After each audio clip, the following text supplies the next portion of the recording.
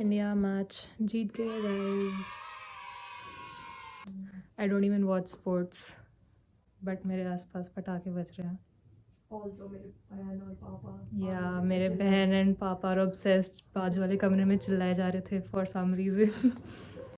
Hello guys, welcome back to my YouTube channel. I am Jagrati and I am a second year student in a college. Today I'll be talking about CUET and everything that you need to know about CUET, my strategy, my scores of course, and I'll be disclosing everything that I know and that I can share with you which will help you for your future. Before we begin with the preparation strategy, I just want to tell you guys कि CUET के forms आ चुके हैं and you guys can fill it up.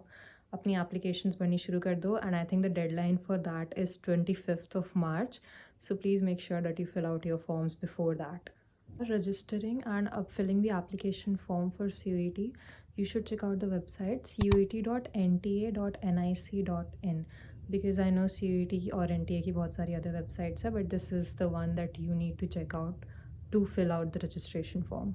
Same website you can download the information bulletin for the CUET exam, जहाँ पे CUET exam की eligibility, mode, timings वो सब mentioned है. तो please check out that bulletin information PDF क्योंकि उसमें सारी की सारी डिटेल्स हैं and this is the only credible source that you can refer to. अगर उसके अलावा आपको कुछ समझ नहीं आता है then you can refer to YouTube videos, but this should be the very first thing that you do for collecting information regarding the exam. Okay, so coming on to the technicalities that I am talking about. So what you need to be aware of कि for example let's take a central university जैसे University of Delhi. तो you want to study a particular course, let's say you want to study English honors. So UT में you have to give like 5 subjects maximum limit होती है जिनका you have to give out the test. तो अगर आप किसी एक particular central university में अप्लाई करना चाहते हो और आपके दिमाग में एक कोर्स है, तो आप उस यूनिवर्सिटी की वेबसाइट पे जाके वहाँ से उनका इन्फॉर्मेशन बुलेटिन PDF डाउनलोड करोगे और वहाँ से देखोगे कि उस कोर्स का एलिजिबिलिटी क्राइटेरिया क्या है. दैट इज़ कि आपको किन किन सब्जेक्ट्स के टेस्ट देने होंगे so that you are able to be considered for that programme in that university.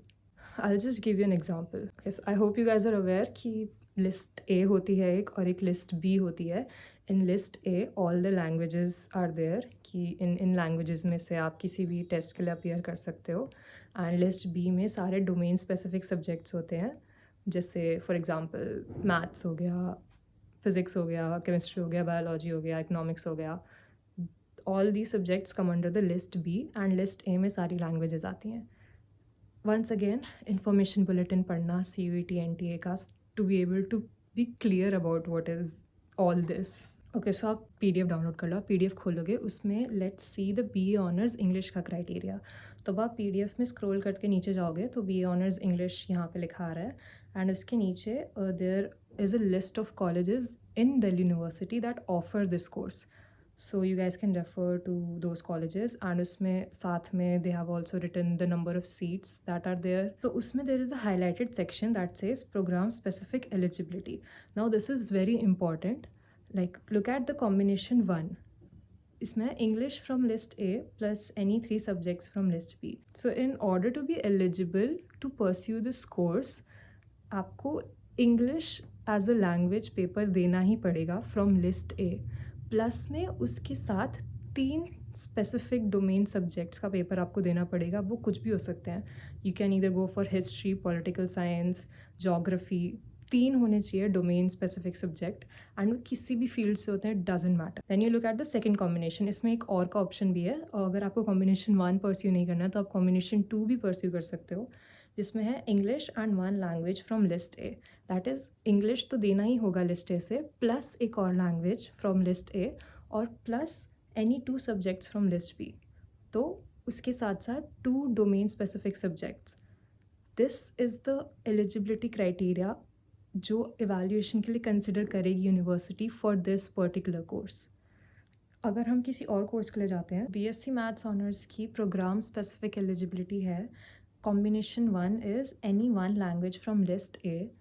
That is कोई भी लैंग्वेज, इंग्लिश, हिंदी, उर्दू, संस्कृत, जो भी है, एक लैंग्वेज होनी चाहिए लिस्ट ए की.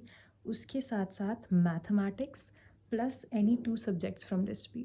सो इस पर्टिकुलर कोर्स के लिए मैथमेटिक्स का पेपर देना is compulsory. They have highlighted that कि ये सब्जेक्ट तो आपको देना ही देना होगा अगर आपको ये कोर्स परस्यू करना है। सो प्लीज़ जो भी कोर्स आपके दिमाग में है उसके हिसाब से ही choose your domain specific subjects.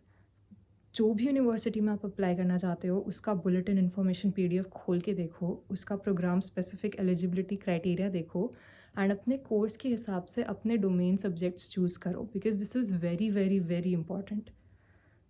I think I was able to explain what I wanted to. How to start preparing for CUET? सबसे पहली thing is prepare well for your boards. I know आपके boards almost अब ख़त्म होने वाले हैं, this is like mid March already and April तक ख़त्म हो जाएंगे। So if you have prepared well for your boards, just know that कि आपकी CUET की प्रिपरेशन भी बहुत अच्छी चल रही है, बिकॉज आधा सिलेबस बोर्ड से ही कवर हो जाता है एंड CUET का थोड़ा एक्स्ट्रा सिलेबस होता है जो कि मतलब NCERT के डिलीटेड टॉपिक्स होते हैं, बट लेकिन बोर्ड्स देने के बाद आपके पास 1-2 महीने का टाइम होता है जिसमें आप पढ़ सकते हो अपने deleted topics. It's very easy and it's very very doable. तो अगर आपने अपने बोर्ड्स की तैयारी अच्छे से करी है तो आपका CUET का एग्ज़ाम भी बहुत अच्छे से जाएगा। Just chill about that and have that in your mind कि हाँ मैं ये कर सकती हूँ, हाँ मुझसे हो जाएगा। सेकेंड जो मेन डाउट है जो लोगों को होता है, मुझे भी था कि कोचिंग क्लासेस लेनी चाहिए या नहीं लेनी चाहिए। आर्ट पर्सनली सजेस्ट कि कोचिंग क्लासेस मत ही लो, because it is honestly of no use. जो कोचिंग क्लासेस यूजुअली देते हैं उनको खुद नहीं पता होता कि CUET में क्या आने वाला है और क्या पढ़ाना है, कैसे पढ़ाना है। I am being very honest, very Frank. मैंने ली थी and I absolutely don't think that it was worth it at all, because YouTube पे you can find so many free resources, so many PYQs, so many booklets and even so many videos explaining a particular concept जो आपको शायद समझ ना आए। And मतलब पूरा syllabus है यार, आपके पास पूरा सिलेबस है, आप पूरा सिलेबस NCERT से पढ़ सकते हो, आप ऑलरेडी पढ़ चुके हो। एंड कोई सब्जेक्ट है या कोई टॉपिक है जो आपको समझ नहीं आ रहा है, आप उसको फ्री रिसोर्सेज से रेफ़र करके समझ सकते हो। Like it's very easy. तो I'd सजेस्ट कि कोचिंग क्लासेस को अवॉइड ही करो, बट अगर आपको लग रहा है that you need it then you guys can go ahead with it. या गैस मेरे कैमरे में रिफ्लेक्शन आ रही है and I don't know what to do about it. Number 3, coming on to the books and resources. अगर आप मेरी तरह ह्यूमैनिटीज़ बैकग्राउंड से हो, so for theoretical subjects I'd highly suggest कि स्टिक टू योर NCERT। मतलब NCERT को अच्छे से घोट कर पी जाओ, उसका जो भी बनाकर पी सकते हो पी जाओ। NCERT को अच्छे से be thorough with NCERT। I hope आपने अपने थ्योरेटिकल सब्जेक्ट्स के लिए, बोर्ड्स के लिए स्पेशली, पूरी NCERT को अच्छे से पढ़ा होगा। So go through it once again.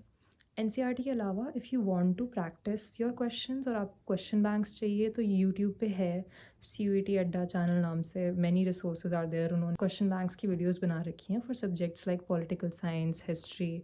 तो आप उधर जाके उन वीडियोस को रेफ़र कर सकते हो। बट आपको अगर फिर भी ऑन पेपर प्रैक्टिस चाहिए then you guys can go ahead and buy books. उसमें you can practice question banks, PYQs की बुक्स आप खरीद सकते हो। There you can practice for your time management skills. Okay, coming on to the numericals and calculations वाले subjects जैसे कि maths, physics, science वाले subjects का मेरे को उतना idea नहीं है, but maths मेरे पास थी in 11th and 12th, so I can tell you about that. For the calculations वाले subject, I'd suggest that you guys refer to the OSWAL question bank books because they are extremely helpful and बहुत अच्छी books हैं। The books that I refer to personally, मैं अपने domains बता देती हूँ मैंने किन किन सब्जेक्ट्स के पेपर दिए थे। I gave the exam for English, maths, economics, history and political science. So these were the 5 subjects that I gave my exam for. And the books that I refer to, English और GT मैंने पहले भरा था और मैंने उसको थोड़ा उसके लिए प्रिपेयर किया था। So for English and general test I refer to Arihant की बुक। I think it's good, it's workable, you guys can refer to it as well. For maths मैंने ओसवाल की बुक ली थी which is again a good book.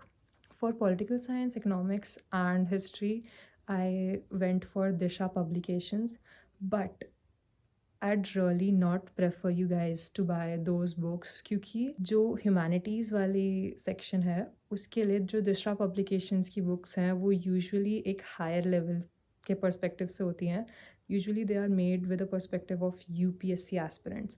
तो अगर आप वो books purchase करते हो उसमें जो MCQs होंगे वो थोड़े हाई लेवल के होंगे एंड शायद वो आपके सर के ऊपर से भी चले जाएँ क्योंकि मेरे सर के ऊपर से गए थे कुछ क्वेश्चंस।